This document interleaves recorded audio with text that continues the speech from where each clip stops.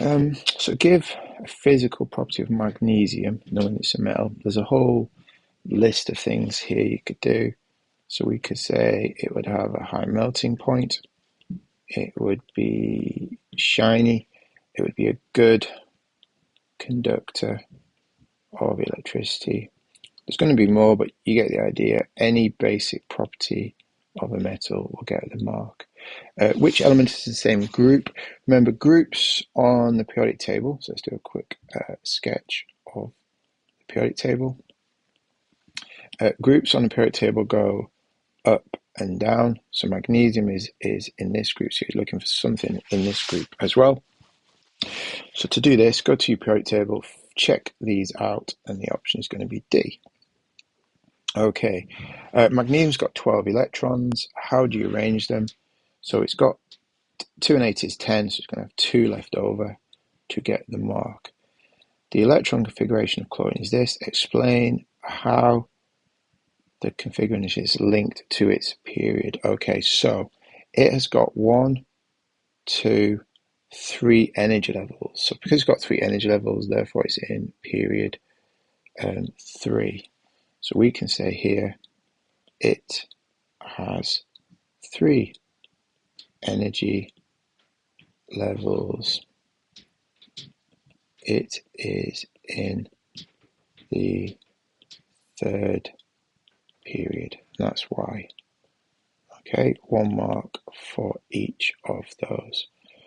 Okay, calculate empirical form. So grab your calculators. Let's do an empirical formula calculation.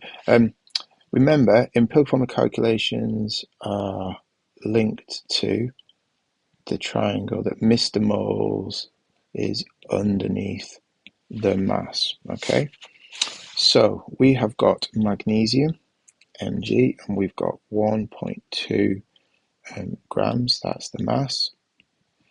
And we've got it reacting with chlorine, which is 3.55 grams of chlorine. Okay, so what we're trying to do here is we're trying to find the moles. So I therefore need, if I've got the mass, I need the MR. So my next step is to write down the MR. So magnesium is 24 and chlorine is 35.5. Then going to work out the moles. So the moles is 1.2 divided by 24. So I've got 1.2. That's if I turn my calculator on. 1.2 divided by 24 is going to be 0.05 moles. And here we've got 3.55 divided by 35.5. So 3.55 divided by 35.5 is 0.1 moles. My next step is divide by the smallest number. So smallest number in this case is 0.05, so that's going to be 1, and that's going to be 2. So therefore my formula is MgCl2. There's 3 marks. You get 1 mark for working out the number of moles, 1 mark for correctly doing the formula, and 1 mark for working that ratio out.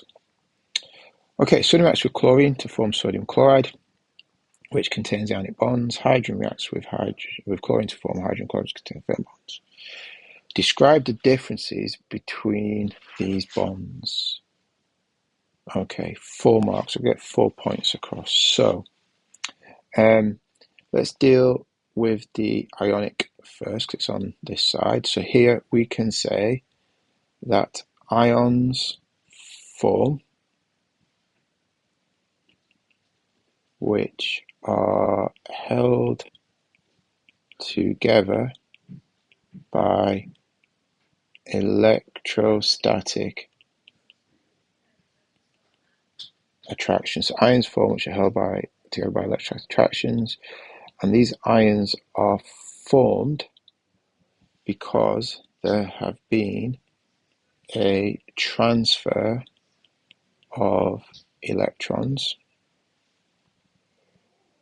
And we can also say in there that the opposite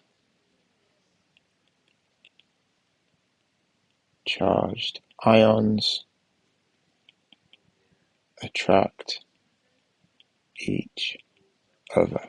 Okay, let's look at the covalent as a comparison. So covalent, this is where the atoms share a pair of electrons to form the bond. So that is what holds them together. Okay, marks wise, if we say that they're sharing as a pair, we get a mark in that. And if we say they're held together by electrostatic attractions, and that's the opposite charges formed by transfers, we're going to get the mark as well. Okay,